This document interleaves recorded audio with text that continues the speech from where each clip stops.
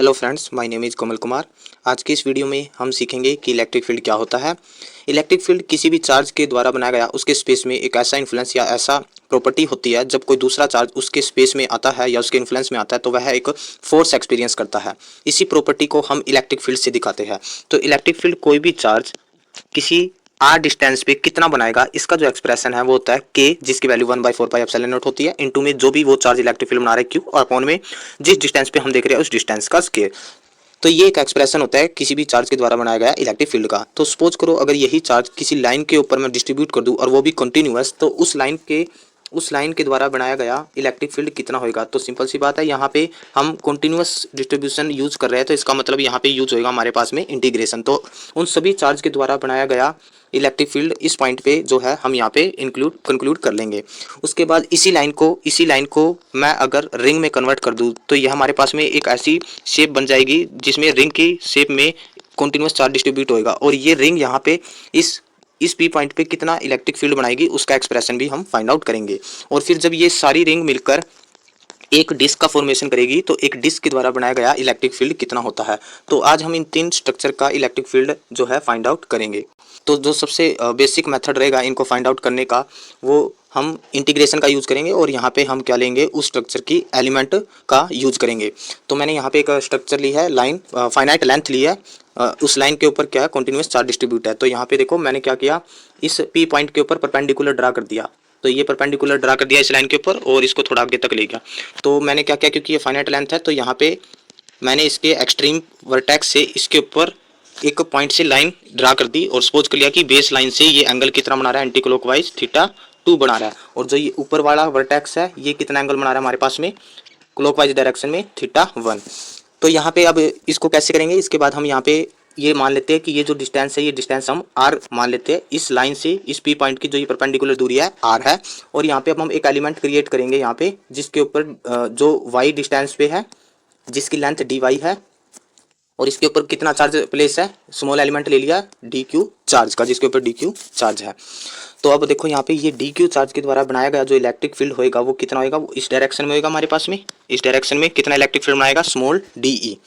और ये डिस्टेंस कितनी होगी यहाँ पे, ये मान लेते हैं, सपोज कर लेते हैं ये डिस्टेंस हम x ले लेते हैं। तो ये x किसके इक्वल हो जाएगा, क्योंकि एक राइट एंगल ट्रायंगल बन गई यहाँ पे हमारे पास ये क्या बन गई, एक राइट एंगल ट्रायंगल। तो ये डिस्टेंस y है उस dq चार्ज की, ये डिस्टेंस हमारे पास में r है, ये एंगल हमने कितना लिया है, सपोज कर लेते हैं एंगल थीटा है, तो ये एंगल थीटा हो गया। तो ये राइट एंगल ट्रायंगल बन गई। तो ये जो डिस्टेंस है x वो किसके इक्वल हो गया, √r का स्क्वायर प्लस में y का स्क्वायर।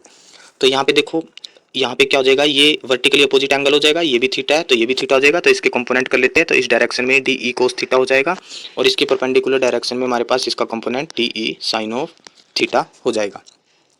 तो यहाँ पे अब हम फाइंड आउट करते हैं कि ये जो इलेक्ट्रिक फील्ड बन रहा है डी कितना बन रहा है। तो फिर इसको इंटीग्रेट कर देंगे तो इस पूरी लाइन के ऊपर डिस्ट्रीब्यूट चार्ज का हमारे पास में जो फाइनल एक्सप्रेशन है इलेक्ट्रिक फील्ड का वो निकल के आएगा, और उसके दो कंपोनेंट आएंगे, एक एक्स एक्सिस डायरेक्शन में और एक वाई एक्सिस डायरेक्शन में। तो यहाँ पे हम स्टार्ट करते हैं इसका एक्सप्रेशन निकालना। तो हमें पता है कि जो डी इलेक्ट्रिक फील्ड है वो कैसे निकालेंगे। तो अभी देखा हमने, कोई भी चार्ज है कितना इलेक्ट्रिक फील्ड बनाता है हमारे पास में, के इंटू क्यू अपॉन में जो भी डिस्टेंस है उसका स्क्वायर। तो यहाँ पे के तो एज इट इज रहेगा, तो यहाँ पे कितना चार्ज बना रहा है इलेक्ट्रिक फील्ड, तो डी क्यू चार्ज बना रहा है, और डिवाइड बाई में ये डिस्टेंस कितनी है, एक्स है, और एक्स का वैल्यू कितना है, आर का स्क्वायर प्लस में वाई का स्क्वायर। तो यहाँ पे देखो हम इसको डायरेक्ट यूज़ नहीं करेंगे, यहाँ पे हम थोड़ा सा इसको इसमें जो टर्म आ रही है डी क्यू और वाई, इसको हम रिप्लेस करेंगे। इसको हम किससे रिप्लेस करेंगे, इसको हम उस टर्म में लाने की कोशिश करेंगे थीटा की टर्म में। तो यहाँ पे जो मैंने ये थीटा लिया ना, थीटा एंगल, ये एंगल ऊपर वाला एंगल, और ये θ1 और नीचे वाला θ2। तो यहाँ पे मैंने ये इसलिए लिया ताकि जब मैं इंटीग्रेट करना चलूँ तो यहाँ पे जो एंगल की लिमिट लग जाएगी, वो लिमिट कितनी हो जाएगी, एंगल की जो लिमिट है वो लिमिट क्या आएगी, क्योंकि ये θ2 है जो एंटी क्लॉकवाइज है, तो माइनस के θ2 से मैं, और ये θ1 क्लॉकवाइज है तो θ1 इसकी क्या कर दूंगा, मैं लिमिट पुट कर दूंगा। तो इस पूरे एक्सप्रेशन को मैं थीटा की टर्म में लाना चाहता हूँ, क्योंकि थीटा की टर्म में इंटीग्रेट करना थोड़ा आसान हो जाएगा। तो यहाँ पे देखो कैसे हम लेके आएंगे। तो सबसे पहले डी क्यू को देखो, तो डी क्यू कैसे पता करोगे, तो हमें पता है यहाँ पे लीनियर चार्ज डेंसिटी यूज होगी। तो लीनियर चार्ज डेंसिटी क्या होती है, लीनियर चार्ज डेंसिटी होती है टोटल जितनी भी लाइन के ऊपर चार्ज है और जो भी लाइन की जो लेंथ है, फाइनाइट लेंथ है, उसका जो डिवीजन कर देंगे लेंथ से। तो ये हमारे पास लीनियर चार्ज डेंसिटी आ गई। तो डी क्यू जो चार्ज है वो कितनी लेंथ पे प्लेस है, तो डी वाई लेंथ पे प्लेस है, तो टोटल चार्ज की वैल्यू क्या हो जाएगी, लीनियर चार्ज डेंसिटी इनटू में डी वाई। तो यहाँ पे अब वाई को चेंज करेंगे, तो वाई देखो क्या है, वाई इस राइट एंगल ट्रायंगल में वाई को हम क्या लिख सकते हैं, ये हमारे पास में क्या हो जाएगा, परपेंडिकुलर, और ये हो जाएगा बेस। तो बेस में देखो आर आ रहा है, आर क्या, पूरे हर एक चार्ज के लिए आर की वैल्यू क्या हो जाएगी, हर एक एलिमेंट के लिए आर की वैल्यू क्या हो जाएगी, कॉन्स्टेंट, क्योंकि आर यहाँ पे परपेंडिकुलर डिस्टेंस है। तो मैं यहाँ पे वाई को क्या लिख सकता हूँ, वाई को मैं लिख सकता हूँ आर इंटू में टेंजेंट ऑफ थीटा। तो y तो मिल गया, तो इस y को मैं रिप्लेस कर दूंगा r टेंजेंट थीटा से। और जो ये dq के अंदर आ रहा है, dq के अंदर ये dq के अंदर dy आ रहा है, तो इसको मैं क्या करूंगा, यहाँ पे dq के अंदर dy आ रहा है तो इसका डिफरेंशिएशन कर देते हैं। तो y का डिफरेंशिएशन dy, r कांस्टेंट है, परपेंडिकुलर डिस्टेंस है, और टेंजेंट थीटा का जो डिफरेंशिएशन है वो क्या हो जाएगा हमारे पास, सेकंड स्क्वायर थीटा, और थीटा का भी डिफरेंशिएशन क्या हो जाएगा, d थीटा। तो इन सारी टर्म को मैं इस एक्सप्रेशन में रखता हूँ। तो यहाँ पे मेरे पास de जो आ जाएगा वो आ जाएगा k इंटू में डी क्यू की जगह क्या रखेंगे, लैम्डा, इंटू में डी वाई की जगह हम क्या रख देंगे, R secant square theta into में D theta divide by R का स्क्वायर प्लस में वाई का स्क्वायर। तो वाई क्या है हमारे पास में, वाई है आर टेंजेंट थीटा, तो इसका क्या हो जाएगा स्क्वायर, तो r square tangent square of theta. तो यहाँ पे हमें दिख रहा है, अगर मैं नीचे से आर स्क्वायर कॉमन ले लूँ, अगर मैं नीचे से आर स्क्वायर कॉमन ले लेता हूँ, तो हमारे पास अंदर क्या बच जाएगा, अंदर हमारे पास क्या बच जाएगा, वन प्लस में टेंजेंट स्क्वायर थीटा। और one plus tangent square theta again एक ट्रिग्नोमेट्रिक आइडेंटिटी होती है जो कि किसके इक्वल होता है, सेकंड स्क्वायर ऑफ थीटा। तो एक्सप्रेशन जो हमारे पास आ जाएगा वो क्या आ जाएगा, के इंटू में lambda r second square theta d theta divide by में आर का स्क्वायर और इंटू में सेकंड स्क्वायर थीटा। तो यहाँ पे जो जो टर्म कट आउट हो रही है उसको कट करके देखते हैं। तो यहाँ से एक आर से एक आर कैंसिल हो गया, सेकंड स्क्वायर थीटा से सेकंड स्क्वायर थीटा कैंसिल हो गया। तो जो डी जो स्मॉल इलेक्ट्रिक फील्ड बनेगा इस डी क्यू चार्ज के द्वारा वो कितना बनेगा, के इंटू में लैम्डा, और क्या रिमेनिंग रह गया डी थीटा डिवाइड बाई में एक जो ये सिंगल पावर आर की रहेगी ये। तो ये हमारे पास में फाइनल एक्सप्रेशन आ गया, कोई भी डी क्यू चार्ज कितना इलेक्ट्रिक फील्ड बनाएगा। तो अभी यहाँ पे हम क्या कर देंगे, अब सभी डी क्यू एलिमेंट इतना इलेक्ट्रिक फील्ड बनाएंगे, कितना, के लैम्डा डी थीटा अपॉन में आर। लेकिन यहाँ पे जो एलिमेंट है वो कहाँ तक फैले हुए हैं, माइनस के थीटा 2 से लेके प्लस के थीटा 1 तक फैले हुए हैं। और हर एक एलिमेंट का जो कंपोनेंट क्या आ रहा है, एक्स डायरेक्शन में आ रहा है डी कोस थीटा, और वाई डायरेक्शन में डी साइन थीटा। तो बस अब यहाँ पे हमारे पास एक्सप्रेशन आसान हो गया। तो यहाँ पे देखो मैं एक्सप्रेशन लिख रहा हूँ, जो डी है वो किसके इक्वल होता है, के लैम्डा डी थीटा अपॉन में आर।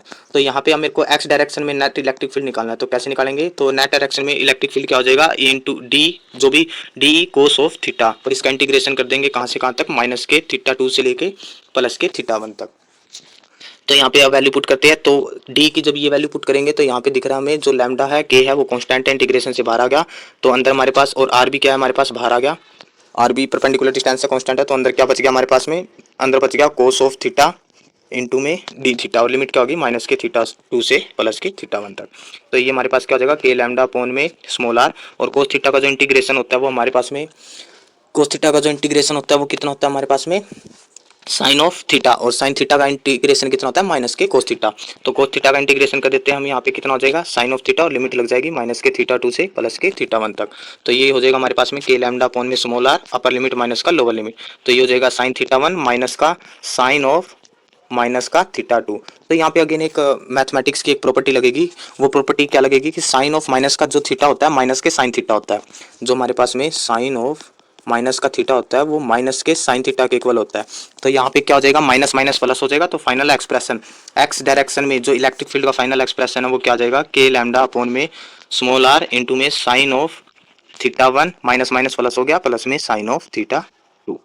तो ये फाइनल एक्सप्रेशन हमारे पास किस डायरेक्शन में आ गया, एक्स डायरेक्शन में, due to all element which distribute over a line in x direction, ये एक्सप्रेशन आ गया। अब हम रिलेशन फाइंड आउट करेंगे वाई डायरेक्शन के लिए। तो वाई डायरेक्शन में जो नेट इलेक्ट्रिक फील्ड आएगा वो क्या हो जाएगा, तो वाई डायरेक्शन में जो नेट इलेक्ट्रिक फील्ड होगा हमारे पास में, वाई डायरेक्शन में क्या था, वाई डायरेक्शन में हमारे पास में integration of d e sine of theta था, यही कंपोनेंट थे ना हमारे पास। यहाँ पे अगर देखें ध्यान से तो ये रहा। तो वाई डायरेक्शन में जितने भी ये कंपोनेंट आ रहे थे हर एक एलिमेंट के द्वारा वो कितना आ रहा था, डी साइन थीटा। तो हम क्या कर देंगे, वाई डायरेक्शन में डी साइन थीटा का इंटीग्रेशन कर देंगे। तो बस आसान है, यहाँ पे हम क्या है, लिमिट क्या लग जाएगी, माइनस के थीटा 2 से कितने एंगल पे प्लेस है ये चार्ज, माइनस के थीटा 2 से थीटा 1 तक।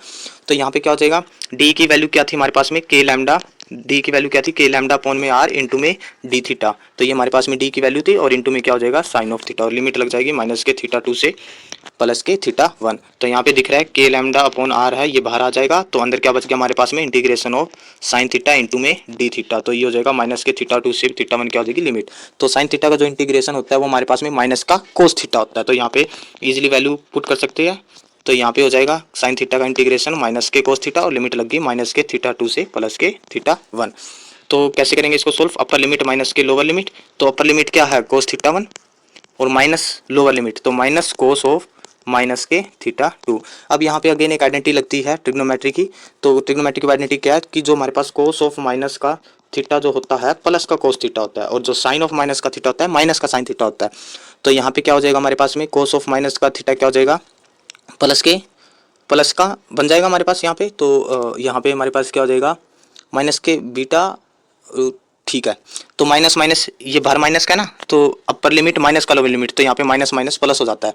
तो यहाँ पे क्या हो जाएगा के लैम्डा अपॉन में आर, तो यहाँ पे ये प्लस है ना क्योंकि अपर लिमिट करेंगे फिर माइनस लोअर लिमिट, तो माइनस यहाँ पे ऑलरेडी एक माइनस पहले से ही था, तो माइनस माइनस क्या हो जाएगा प्लस हो जाएगा। तो यहाँ पे क्या हो जाएगा हमारे पास में कोस ऑफ माइनस का थीटा क्या हो जाएगा प्लस के कोस थीटा 2 और माइनस का ये वाली वैल्यू क्या है कोस ऑफ थीटा 1। तो ये हमारे पास में वाई डायरेक्शन में क्या हो जाएगा नेट इलेक्ट्रिक फील्ड की value due to a finite length of a line. Thank you. अब हम फाइंड आउट करेंगे electric field due to a charge ring. तो हमारे पास यहाँ पे क्या होगा एक रिंग होगी जिसके ऊपर कंटिन्यूअस चार्ज डिस्ट्रीब्यूट होएगा, और इसके उस एक्सिस पे निकालनी है जो इसके सेंटर से पास आउट कर रही है और perpendicular to the plane of a ring. तो यहाँ पे हमें क्या है इलेक्ट्रिक फील्ड फाइंड आउट करना है। तो सपोज कर लेते हैं कि सेंटर से ये डिस्टेंस कितनी है हमारे पास में, ये डिस्टेंस हम x सपोज कर लेते हैं, और रिंग की जो रेडियस है वो हम कितनी सपोज कर लेते हैं r सपोज कर लेते हैं।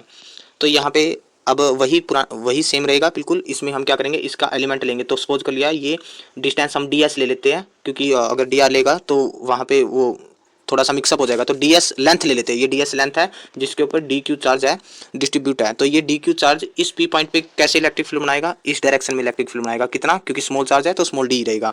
तो मैं क्या करता हूँ यहाँ पे सिमेट्री का यूज करता हूँ। तो सपोज कर लेते हैं इस रिंग को 2 इक्वल पार्ट में डिवाइड कर लेते हैं। तो जो नीचे वाला अगर मैंने कोई एलिमेंट लेट किया dq, तो उसका इलेक्ट्रिक फील्ड की डायरेक्शन क्या हो जाएगी, उसकी इलेक्ट्रिक फील्ड की डायरेक्शन ये हो जाएगी। तो सपोज कर लेते हैं अगर ये एंगल थीटा है तो इस लाइन को एक्सटेंड करेंगे तो ये एंगल भी वर्टिकली अपोजिट क्या हो जाएगा थीटा, और सपोज करो ये थीटा है तो ये भी क्या हो जाएगा थीटा हो जाएगा। तो यहाँ पे क्लियरली दिख रहा है।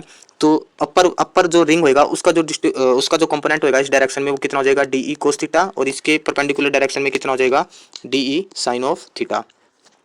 तो परपेंडिकुलर डायरेक्शन में कितना हो गया यहाँ पे डी साइन ऑफ थीटा। तो ठीक वैसे जो लोअर रिंग में जो एलिमेंट होगा उसका इसी डायरेक्शन में डी कोस थीटा हो जाएगा, और इसके परपेंडिकुलर डायरेक्शन में डी साइन ऑफ थीटा हो जाएगा। तो यहाँ पे हमें दिख रहा है कि जो परपेंडिकुलर कंपोनेंट है अपर रिंग के और लोअर रिंग के वो एक दूसरे को कैंसिल आउट कर देंगे, और सिर्फ एक ही कंपोनेंट मिलेगा इस रिंग पे डिस्ट्रीब्यूटेड चार्ज का, वो किस डायरेक्शन में एक्स डायरेक्शन में, वो भी कितना डी कोस ऑफ थीटा।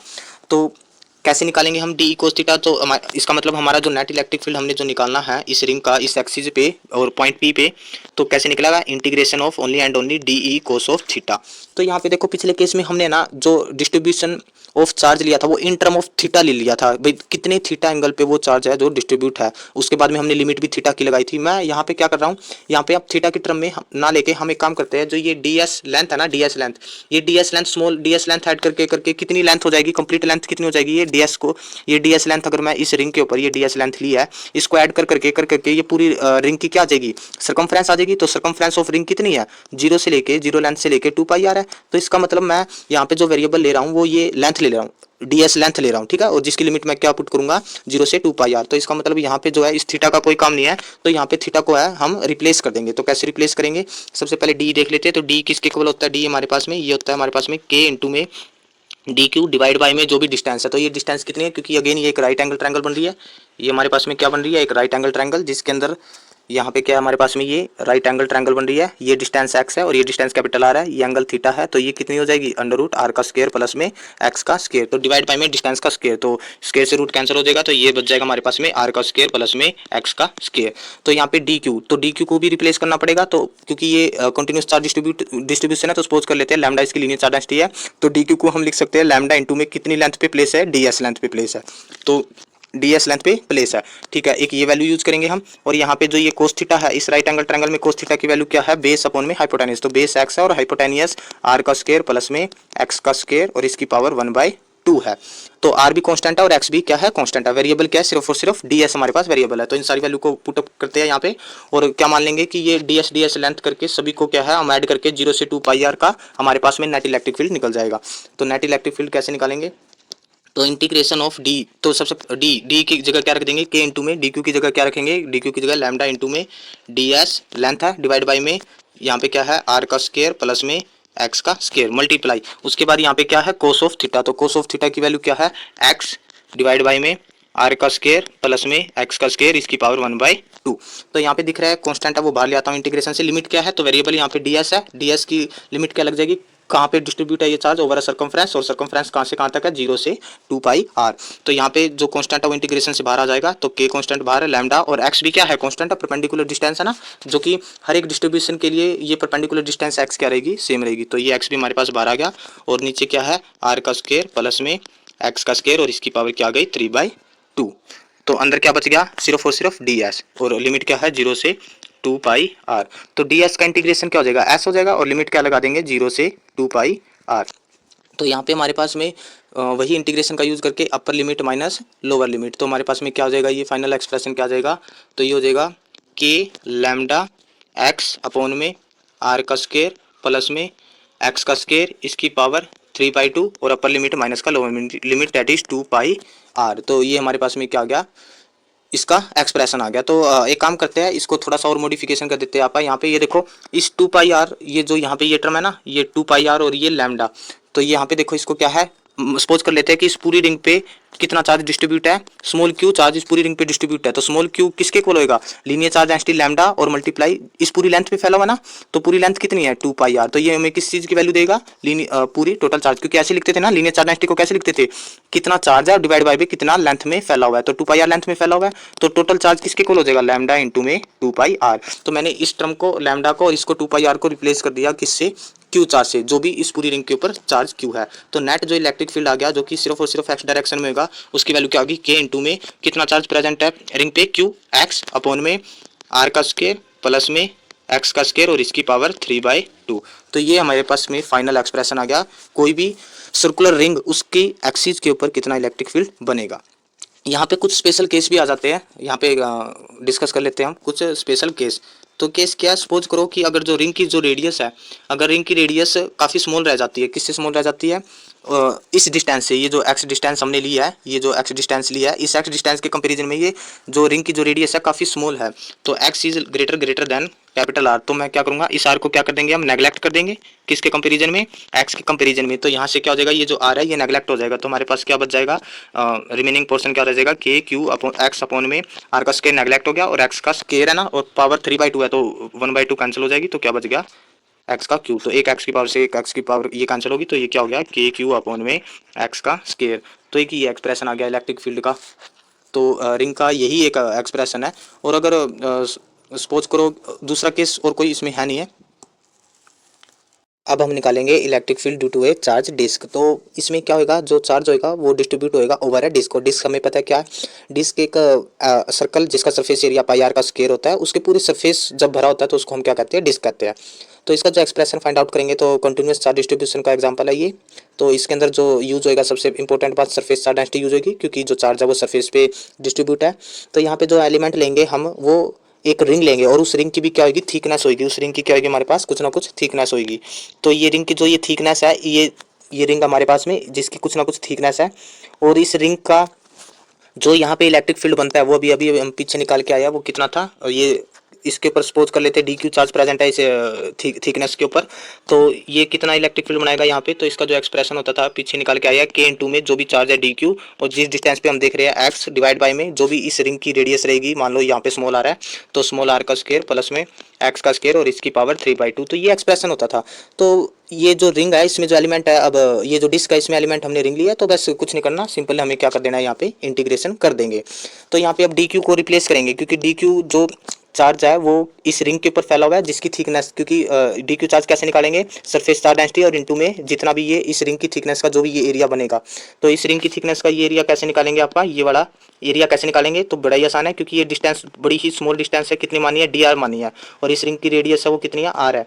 तो कैसे निकालेंगे, तो ये हमारे पास क्या हो जाएगा, ये जो सर्कमफ्रेंस है, कितनी सर्कमफ्रेंस है, 2 पाई आर सर्कमफ्रेंस है, इनटू में ये थिकनेस कितनी है, डी आर है। तो ये हमारे पास में इस रिंग की थिकनेस डी का जो स्मॉल एरिया बनेगा डी ए, वो हमारे पास आ गया। तो बस अब हम इस डी क्यू को क्या है, इससे रिप्लेस कर देंगे। और अब हमारे पास में जो वेरिएबल है वो आर की टर्म में आया ना, आर यहाँ पे भी वेरिएबल है और डी आर के रिस्पेक्ट में है। तो यहाँ पे जो ये रिंग है कहाँ से कहाँ तक लेंगे, जीरो से लेके कैपिटल आर लेंथ तक ये रिंग जो है फैली हुई है। तो यहाँ पे जो लिमिट लग जाएगी वो लिमिट कहाँ से कहाँ तक लग जाएगी, जीरो से कैपिटल आर। तो बस इस ऊपर वाली वैल्यू में पुट करते हैं इसको। तो इंटीग्रेशन के इंटू में डी क्यू की जगह क्या कर देंगे, सिग्मा 2 पाई आर इंटू में डी आर, और एक और क्या है, एक्स है, डिवाइड बाई में आर का स्क्वायर प्लस एक्स का स्क्वायर और इसकी पावर 3/2।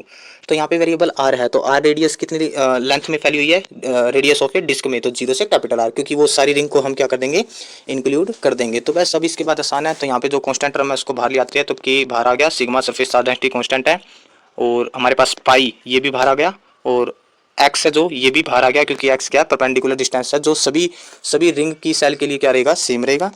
तो अब अंदर क्या रह जाएगा, जीरो से कैपिटल आर, अंदर इस टू को अंदर ही रखेंगे। आप अभी बताऊंगा मैं टू क्यों अंदर रखेंगे। तो 2r डिवाइड बाई में आर का स्क्वायर प्लस एक्स का स्क्वायर, और इसकी पावर क्या है, 3/2। बस अब हमने इसका इंटीग्रेशन करना है। तो देखो यहाँ पे है ना वेरिएबल, पहली बार तुम देख रहे होगे ऐसा इंटीग्रेशन है, थोड़ा स्पेशल टाइप का है। एक वेरिएबल ये रहा और एक वेरिएबल ये रहा। तो इस टाइप के इंटीग्रेशन को हम सोल्व करते हैं सब्स्टिट्यूशन मेथड से। तो यहाँ पे सब्स्टिट्यूट कर देंगे, जो ये वेरिएबल है ना, आर का स्क्वायर प्लस एक्स का स्क्वायर, क्योंकि एक्स का स्क्वायर तो कांस्टेंट है, लेकिन आर स्क्वायर के साथ कांस्टेंट आ रहा है, तो इसको एक नए वेरिएबल में ले आएंगे। तो सपोज कर लेते हैं जेड, तो जेड वेरिएबल में इसको हम लेके आएंगे, ठीक है। बाकी कुछ ज़्यादा इतना मुश्किल है नहीं है ये। तो यहाँ पे देखो, इसको तो रिप्लेस कर देंगे जेड से, लेकिन ऊपर आर इंटू डी आर भी है, तो इसको आर इंटू डी आर की वैल्यू कैसे लेके आएंगे, तो बड़ा ही आसान है। यहाँ पे ये क्या हो जाएगा, इसका डिफरेंशिएशन कर देते, तो पावर आगे हो जाएगी, एक पावर कम हो जाएगी, आर का डिफरेंशिएशन डी आर हो गया। एक्स क्या हमारे पास कांस्टेंट है, इसका डिफरेंशिएशन क्या हो गया, जीरो, और जेड क्या एक नया वेरिएबल लिया है, तो इसका डिफरेंशिएशन क्या हो जाएगा, डी जेड। बस अब इसमें वैल्यू पुट कर देते हैं हम, तो कि सिग्मा पाई एक्स, और ये इंटीग्रेशन के अंदर क्या रह जाएगा, जीरो से कैपिटल आर। तो ये देखो 2r इंटू डी आर, इसीलिए मैंने 2 को अंदर रखा था। 2r इंटू डी आर की जगह क्या रिप्लेस कर देंगे, डी जेड, डिवाइड बाई में r square plus x square की जगह क्या रख देंगे, जेड, और इसकी पावर 3/2।